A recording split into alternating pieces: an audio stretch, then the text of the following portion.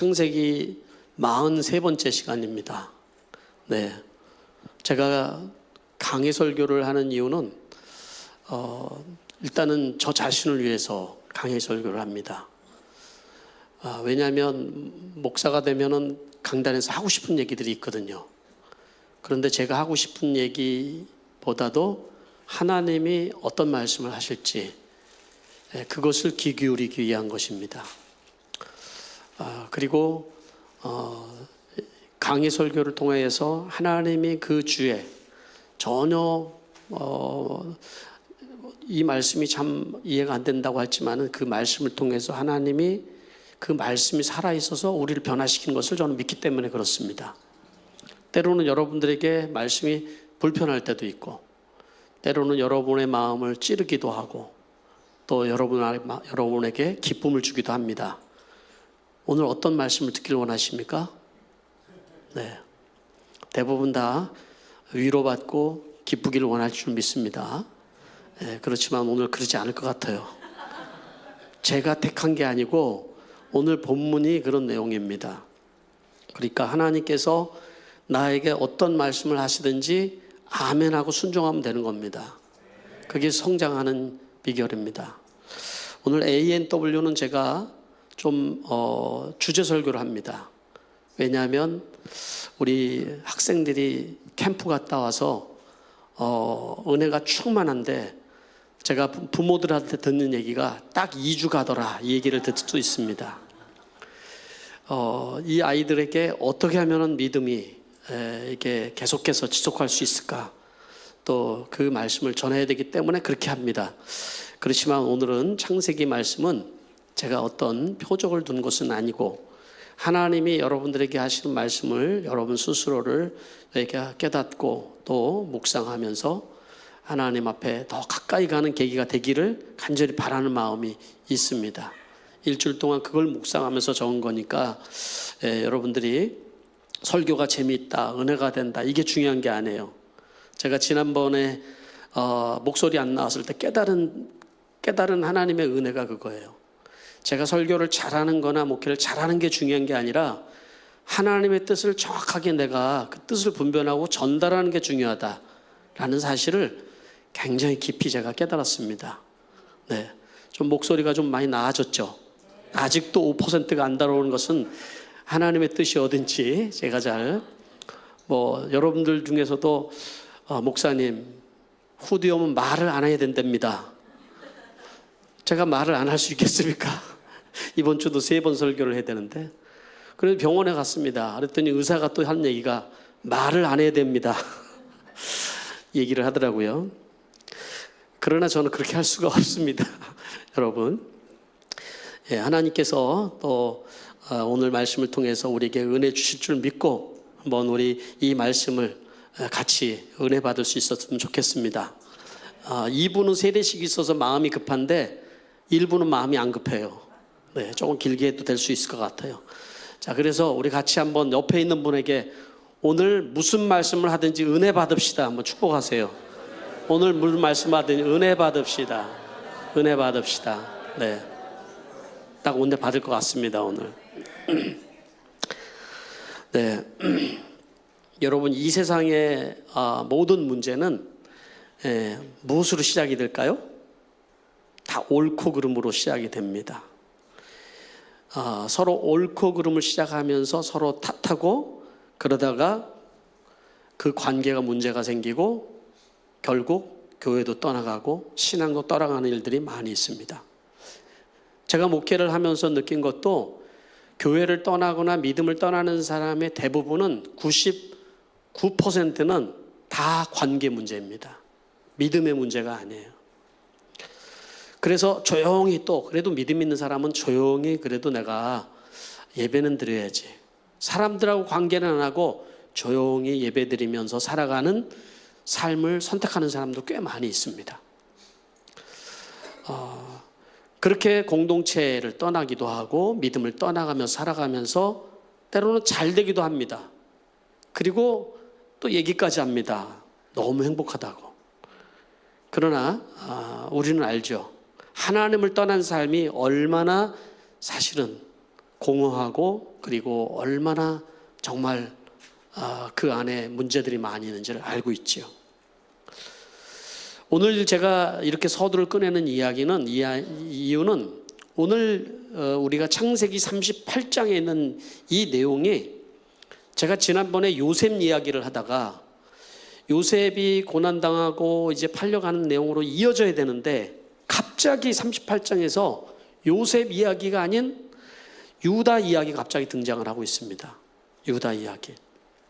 왜 이 유다 이야기가 삽입됐을까? 저는 이 유다 이야기를 빼고 요셉 이야기로 그냥 이어가려고 제가 또 묵상을 했는데 결국 이 이야기를 하기로 마음을 하나님이 주셨습니다. 왜 그러냐면 이 본문은 설교하기가 지금 쉽지가 않은 본문이에요.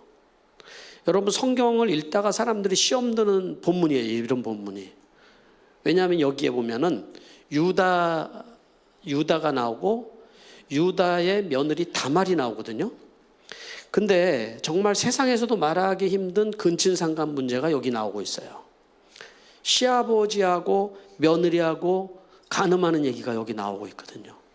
그럼 믿지 않은 사람들이 이 얘기 들으면은 야, 이런 지저분한 얘기가 성경 속에 다 나오냐? 야, 뭐 그러면서도 유다가 예수님의 족보에 나오고 그런 얘기를 한다. 이런 얘기하기가 딱 좋은 성경이 바로 창세기 38장이기 때문에 그렇습니다. 그런데도 불구하고 창세기 38장의 중요한 이유는 유다가 금방 얘기한 것처럼 예수님의 족보에 나오는 아주 중요한 인물이라는 거예요. 요셉이 중요한 것 같지만은 성경이 얘기하는 더 큰 비중을 두고 있는 사람은 요셉이 아니라 유다예요, 유다. 단지 요셉은 하나님의 구속사를 이루어 가기 위해서 그 구속사를 위한 인큐베이터와 같은 역할을 하기 위한 사람으로서 요셉을 하나님 쓰신 거고 구속사에 직접적으로 계보로 연결되는 사람은 유다란 말이에요. 어떻게 이런 유다 같은 사람이 그렇게 하나님 앞에 쓰임받을 수 있을까? 이렇게 지저분한 사람이. 마태복음에 보면은 이렇게 나옵니다. 마태복음에 보면은 예수님의 족보 얘기 나오잖아요. 마태복음 1장 3절에 유다는 다말에게서 베레스와 세라를 낳고, 예수님의 족보에 등장하는 여자가 셋 있죠. 그 중에 한 사람이 다말이라는 여자예요. 다말. 다 이방인 여자였는데 이 다말, 가장 지저분하다고 생각 들을 수 있는 여자, 이 다말. 바로 유다가 다말에게서 베레스를 낳고, 바로 이 베레스에서 다윗이 나오는 거예요. 다윗. 거기서 또 예수님이 나오는 거예요. 자, 그래서 오늘 본문 말씀을 한번 그대로 따라가면서 오늘 한번 말씀을 묵상을 여러분 한번 해보시기 바랍니다. 오늘 말씀의 시작은 유다가 떠나가는 장면부터 나옵니다. 1절 말씀인데 같이 한번 읽어보도록 하겠습니다. 시작. 그 무렵에 유다는 형제들에게서 떨어져 나가 히라라고 하는 아둘람 사람들이 사는 곳으로 가서 그들과 함께 살았다. 한번 여러분 생각해 보세요. 유다가 왜 떠나갔을까? 여기서 그 무렵이라고 얘기를 하고 있죠. 그 무렵. 그 무렵은 언제를 얘기하는 거예요? 그 무렵은 유다와 형제들이 요셉을 팔아넘기고 집에 들어왔을 때예요. 그러니까 대략적으로 우리가 상상할 수 있는 거예요. 집안에 무슨 문제가 있었구나. 당연히 문제가 있을 수밖에 없죠. 왜냐하면 지금 요셉이 없어졌잖아요. 아버지가 얼마나 상심해 있을 거예요. 그 형제들 가운데서도 서로 탓하면서 문제가 일어났을 거예요. 그 무렵이라는 거예요. 그 무렵.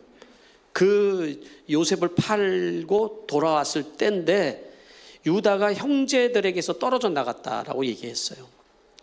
그러니까 보통 이제 우리가 성경을 읽을 때 유다가 어디로 갔다 이렇게 표현하지 형제들에게서 떨어져 나갔다 이렇게 표현하지는 않을 텐데 성경은 형제들에게서 떨어져 나갔다 이렇게 표현하거든요. 그 얘기가 뭘까요? 어떤 유다가 요셉을 파는 데에서 가장 결정적인 역할을 했잖아요.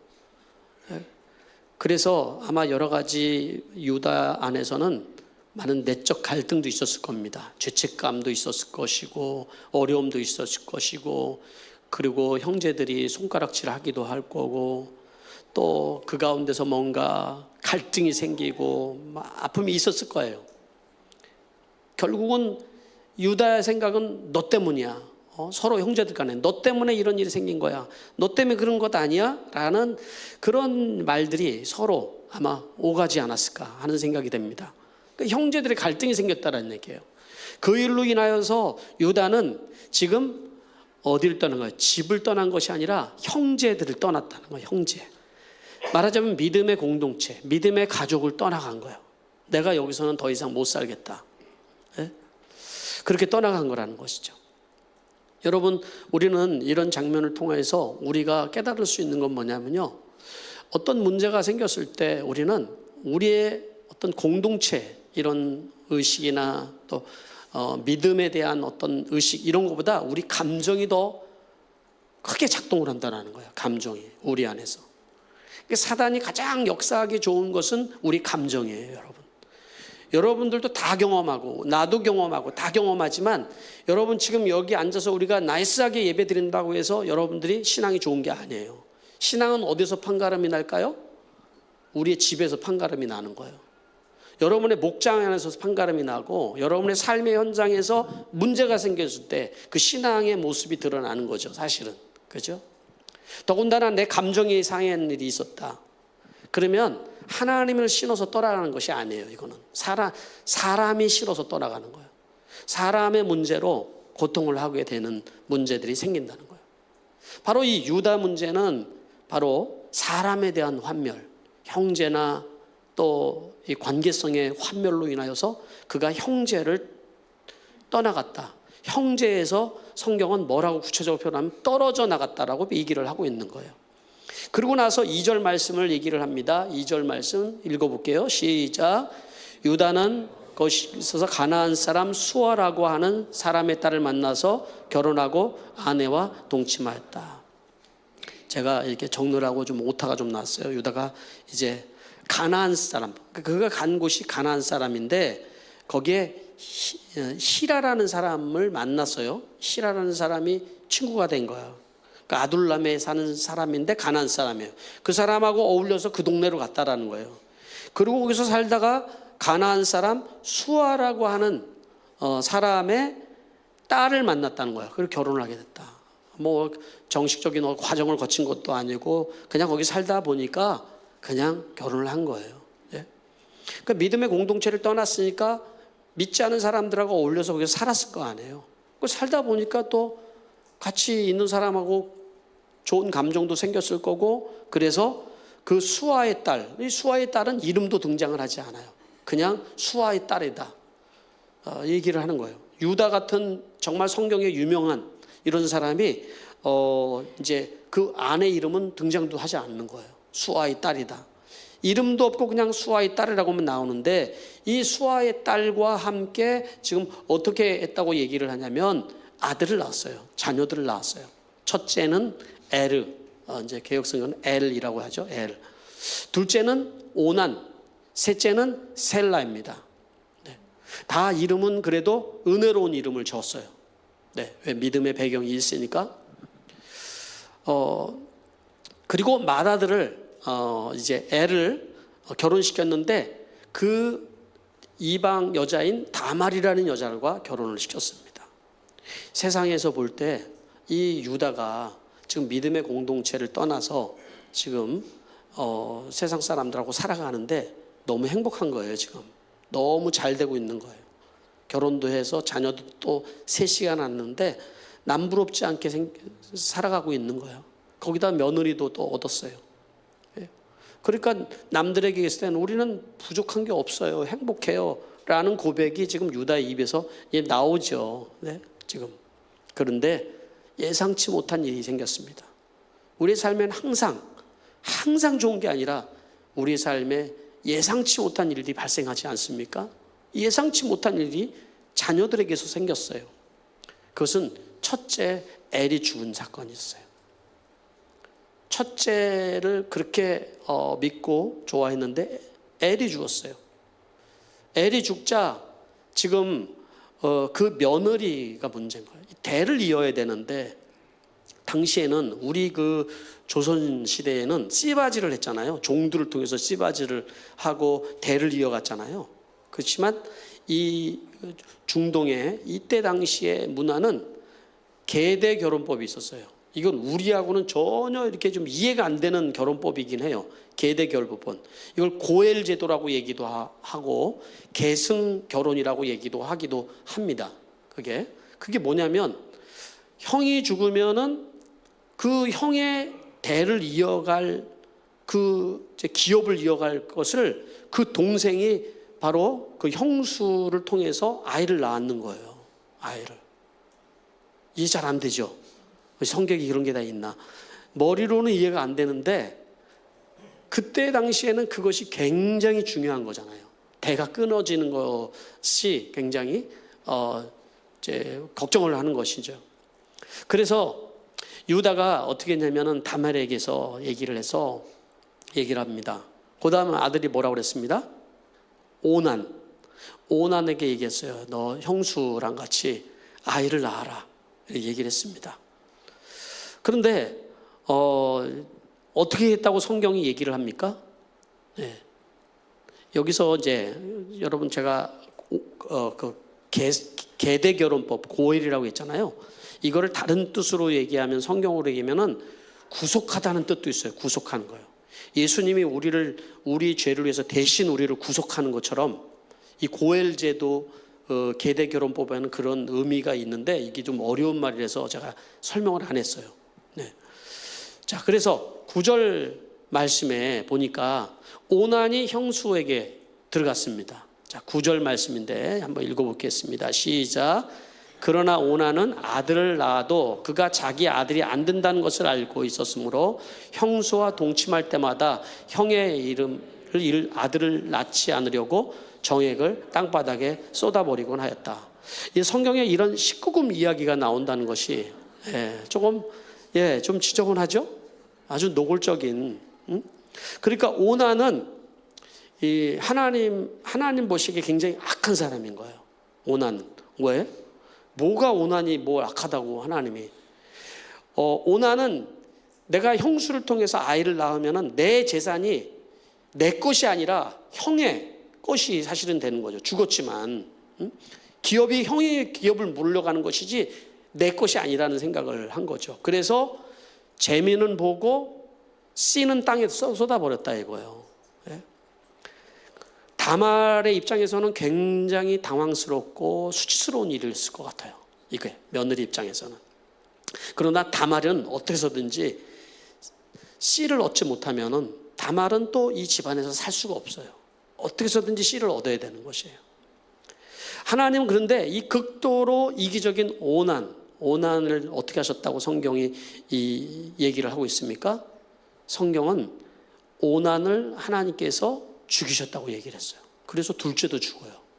하나님이 죽였다는 표현이 나왔죠. 이때 유다가 며느리 다말에게 가서 얘기를 합니다. 다말아, 너 당분간 네 고향에 가서 너 그냥 과부로 좀 살고 있어라.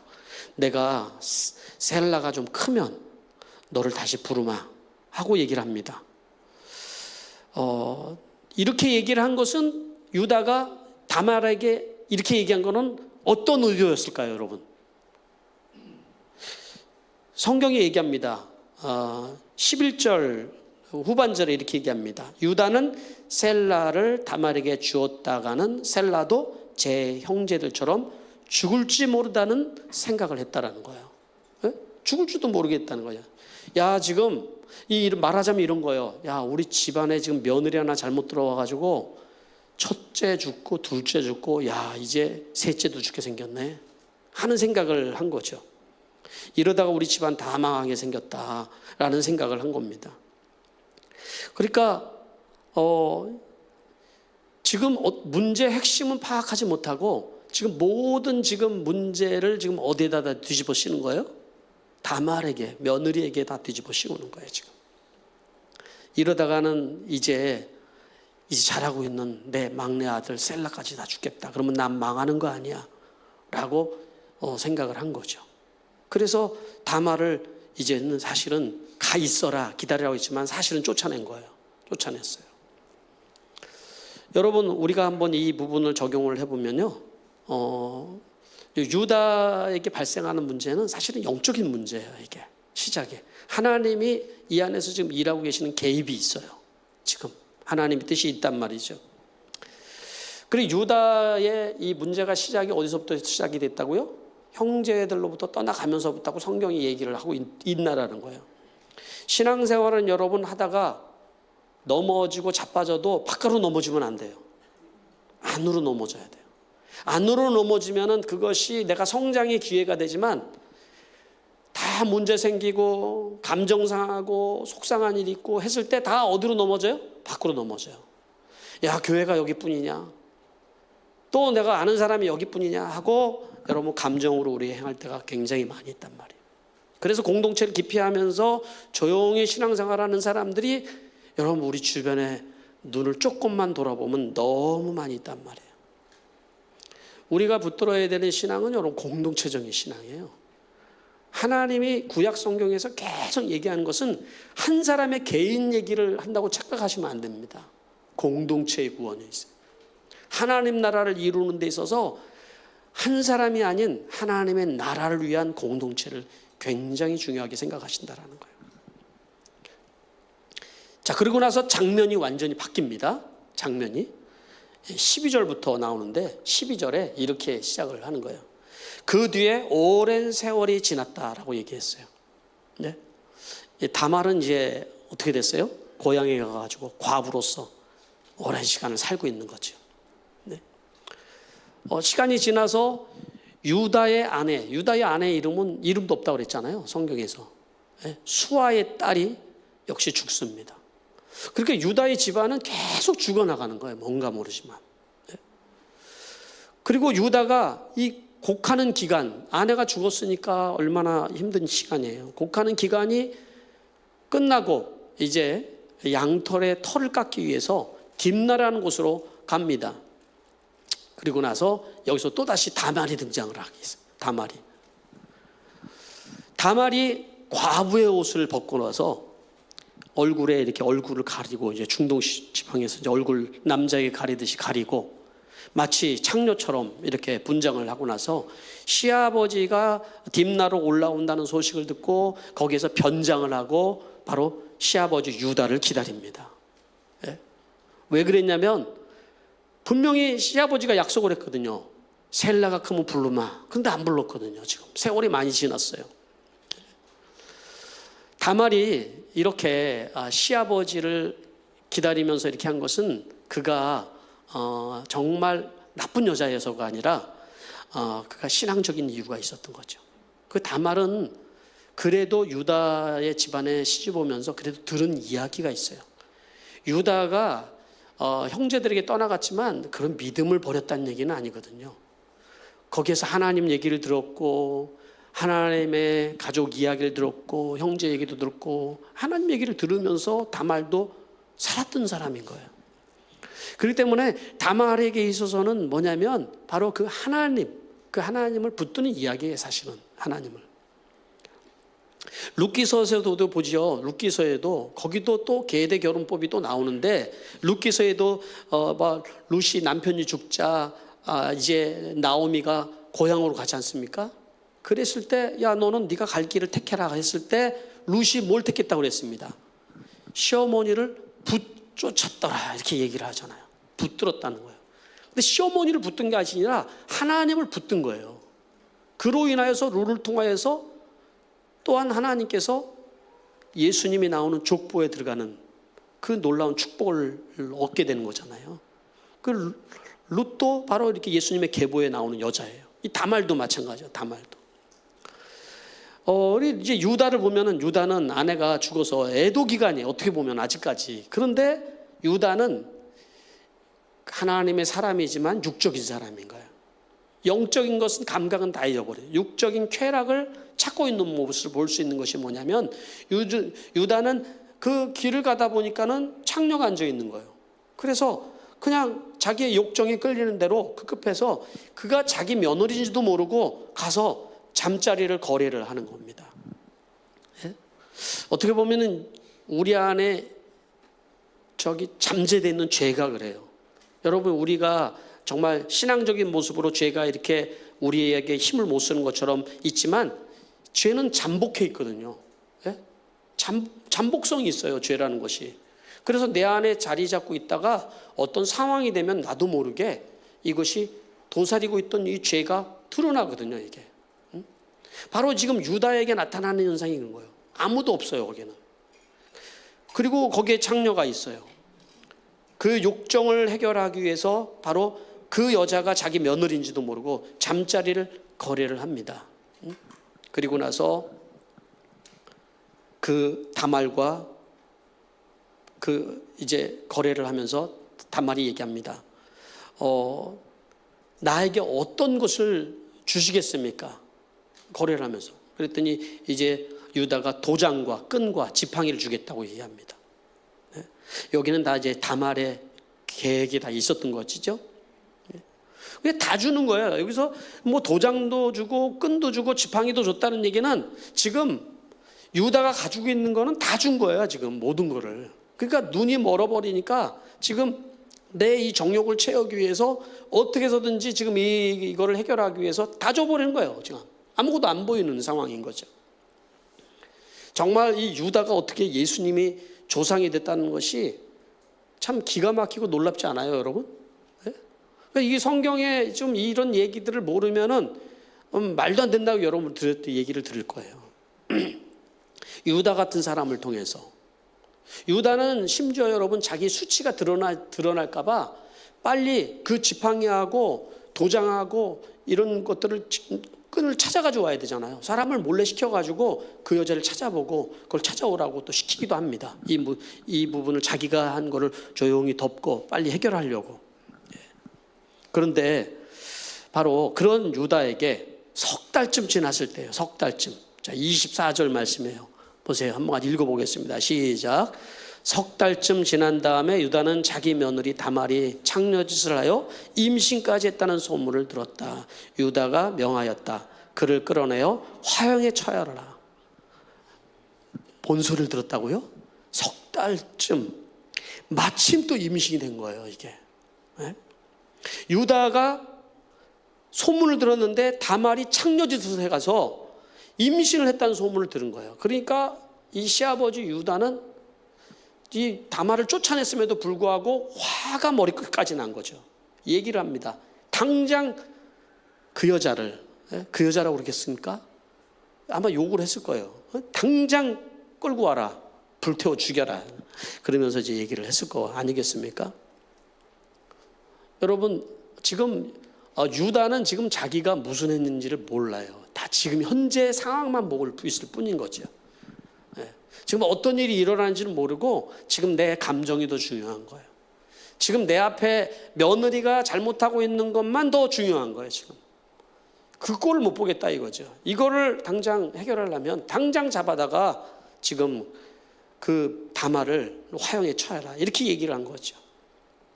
그런데 여기서 반전이 있죠. 바로 성경에서는 반전이 있잖아요. 바로 이 다말이 시아버지 앞에 끌려오면서 시아버지 앞에 이제 무릎 꿇려서 얘기를 합니다. 내 아이를 가진 사람이 바로 이것을 가진 사람이 주인입니다 하고 시아버지 유다가 준 그 도장과 끈과 지팡이를 그 앞에다 딱 내놓는 거예요. 이 상황이 됐을 때 참 유다가 엄청 갈등이 있을 것 같아요. 여러분 어떻게 할 것 같아요? 두 가지 길이 있어요. 유다가 이건 뭐냐? 나하고는 모르는 일이다. 내 거 잊어버렸다는지 여기 있었냐? 뭐 이렇게 한다든가. 뭐 변명을 할 수 있는 일이라면 얼마든지 할 수 있잖아요. 그렇지 않아요? 지금 유다는 지금 화가 많이 나 있는 상태인데 지금 어떻게 해서든지 이 여자를 어떻게 처리해야 되는데 그 감정에 잡혀 있는 이 유다가 잔머리를 굴렸다면은 아마도 인생 정말 힘들게 살았을 거예요. 하나님의 약속은 변함이 없지만 유다는 더 많은 환난 속에 살아갔을 거예요 아마. 그런데 유다의 위대함은 바로 38장에 있는 이유는 바로 26절 말씀이에요. 오늘 읽은 말씀 중에 같이 읽어보겠습니다. 시작. 유다가 그 물건을 알아보았다. 그 아이가 나보다 옳다. 나는 아들 셀라를 그 아이와 결혼시켜야 했는데 라고 말하였다. 그가 나보다 옳다. 내가 잘못한 것 같다. 내가 실수한 것 같다. 저 여자의 잘못이 아니라 이 문제는 나의 잘못이다 하고 이 상황을 거기 있는 사람들 앞에서 다 고했다라는 거예요. 이 공동체 앞에서 얘기한 자기 잘못을 시인한 일이잖아요. 이 가부장적인 이 시대 속에서 자기의 잘못을 많은 사람들이 있는 앞에서 고백한다는 것이 얼마나 수치스러운 일이겠습니까? 그죠? 이건 믿음이 없다고 그러면 불가능한 일인 거예요. 예. 바로 여러분, 사람의 변화가 언제 어디서 일어날까요, 여러분? 이 본문을 보면서 제가 느낀 거는 왜 유다가 그렇게 성경에 나오는 위대한 사람이 됐을까? 바로 유다를 그대로 쓰지는 않았다는 거예요, 하나님이. 바로 유다의 변화는 바로 여기에 있었다는 거예요. 자기 죄를 고백할 수 있는 사람이었다는 거죠.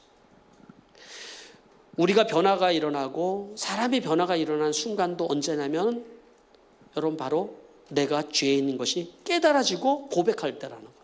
내가 죄인인 것이 깨달아지고 고백할 때. 교회를 다니지만 내가 죄인이고 내 죄가 깨달아지지 않는 사람은 변화가 안 일어나요. 아무리 열심히 신앙생활을 하고 아무리 성경을 많이 읽고 아무리 훌륭한 일을 해도 내가 죄인이 아니라는 생각을 가지고 있는 사람은 죄는 언제든지 잠복해 있다가 그 사람에게 나타나게 되어 있어요. 그러나 자기의 죄를 고백하는 사람에게는 성령이 역사를 합니다. 성령이 일하시는 거예요. 나는 아무 죄가 없어요 하는 사람에게는 사단이 역사를 합니다. 그러나 내가 죄인입니다라고 고백하는 사람에게는 성령님이 역사를 하는 거예요. 그 사람을 변화시키고 그 사람을 구원시키고 그 사람을 새롭게 하시고 하나님으로 사용하시는 그런 놀라운 은혜가 내가 잘못했습니다 라고 고백하는 사람을 통해서 일하신다는 거예요, 여러분. 저는 이것이 우리 신앙생활하는데 굉장히 중요한 부분이라고 생각합니다. 오늘 이 말씀은 창세기 38장은 제가 말씀드린 것처럼 19금 이야기가 아니에요. 네? 지저분한 삶, 어떻게 보면 쓰레기통 같은 데서 장미꽃처럼 아름답게 피어나는 신앙의 이야기인 거예요, 여러분. 어떻게 보면. 그래서 적용을 해본다면 첫 번째 적용을 하면은 하나님의 언약의 신실함을 우리는 믿고 살아야 돼요. 죄악 가운데 있던 우리들이 여전히 언제 어디서든지 우리는 상황만 되면 죄질 수밖에 없는 우리들을 끝까지 붙들어 주시고 하나님의 약속이 변함이 없다라는 거예요, 여러분. 하나님의 약속이. 여러분이 신실하고 여러분이 믿음이 좋아서가 아니라 하나님의 약속이 신실하다는 거예요. 하나님이 약속하셨거든요. 그를 변화시켜 가시는 과정이 있는 거죠. 두 번째는 끝까지 붙드는 믿음. 누구를 통해서 우리가 배울 수 있어요? 다말을 통해서. 다말을. 이 다말은 그냥 참 지저분한 여자다. 여러분, 그 얘기가 아니에요. 다말은 성경에서 얘기하는 것은 다말의 행동은 믿음의 후사를 얻기 위해서 이 믿음의 가문에 떨어져 나가지 않기 위한 믿음이라고 성경은 소개를 하고 있다는 거예요. 믿음이라고, 이것이. 성경에 비슷한 이야기가 있죠. 수로보니게 여인이잖아요. 수로보니게. 이 여인이 예수님의 옷자락을 잡고 늘어졌어요. 그냥 바닥에 엎드려가지고. 그때 예수님이 뭐라고 그랬어요? 수로보니게 여인. 내가 아들의 음식을 취하여서 개에게 주는 게 맞냐? 이렇게 얘기하잖아요. 그러니까 수로보니게 여인은 이방 여인으로 예수님이 뭐라고 그러냐면, 야, 내가 개 같은 너를 내가 돌볼 그럴 여유는 없다. 이 얘기잖아요. 근데 수로보니게 여인의 고백이 놀라워요. 예수님, 개들도 주인의 상에 떨어지는 음식을 먹습니다. 부스러기 은혜라도 좋으니까 나에게 그 은혜를 주십시오. 그거 아니겠습니까, 여러분? 바로 저는 이 다말의 믿음이 거기 있었다고 생각해요. 이 부스러기라도 좋으니까 하나님 나를 좀 붙들어 주십시오. 이 은혜에서, 이 믿음에서 내가 떨어져 나가지 않도록 도와주십시오. 그것이 바로 이 다말의 믿음이었다라는 것이죠, 여러분. 끝까지 붙드는 믿음. 마지막 세 번째는 바로 유다에게서 우리가 배우는 것은 고백하는 신앙이다. 고백하는 신앙. 유다 같은 사람을 통해서 우리가 배우는 놀라운 은혜인 것이죠. 진실된 고백을 할 때 그 하나님의 능력이 거기 있음을 우리는 발견하게 되는 거예요. 예? 여러분. 여러분이 믿음 생활에 정말 능력을 원하십니까? 정말 변화를 원하고 하나님의 역사가 여러분의 삶에 있기를 원합니까? 여러분? 그렇다면 여러분, 우리는 하나님 앞에 우리가 고백할 수 있는 믿음을 가져야 돼요. 나의 연약함과 나의 죄를 고백할 수 있는 거예요. 하나님이 싫어하는 사람은 교만한 사람이에요. 내 힘으로 할 수 있다고 생각하는 사람이고요. 얼마든지 내가 잘났다고 생각하는, 내가 옳다라고 생각하는 사람을 통하여서는 하나님은 아무 일도 하지 않으시는 거예요. 그런데 하나님은 고백하는 사람. 네? 여러분, 우리에게 은혜를 경험했던 기억들을 한번 해보세요. 여러분, 우리가 많은 죄를 짓고 문제가 있을 때 가슴이 막 정말 저며오고 막 이걸 어떻게 해야 될까 할 때 하나님 앞에 엎드려서 주님, 내가 죄인입니다 하고 여러분 회개할 때 성령이 임하는 경험을 안 해보셨어요? 그때 성령이 임한다니까요, 여러분. 기도회를 하면 여러분 정말 하나님 복 주세요, 하나님 이거 주세요 한 사람에게 성령이 임하는 게 아니라 하나님 앞에 기도하다 보니까 내 죄가 생각이 나고 그 죄가 드러나면서 하나님 앞에 내가 죄인입니다 고백하는 그 사람에게 성령이 임하더라고요. 한 번도 나는 그런 성령 체험을 못 해보셨다 하시는 분들은 바로 이 고백하는 능력이 얼마나 위대한지를, 그런 사람을 통해서 하나님이 역사한다는 것을 여러분 기억하시기 바랍니다. 말씀 맺도록 하겠습니다. 오늘 우리에게 주시는 이 말씀을 붙들고 잠시 성령님께서 지금 여러분들에게 주어지는 상황 속에서 성령님이 여러분 안에서 일하시고 여러분 주변에서 일하는데 무엇을 나에게 말씀하시고 계시는가, 오늘 붙들고 결단하고 여러분 기도하는 여러분 되시길 바랍니다. 기도하겠습니다.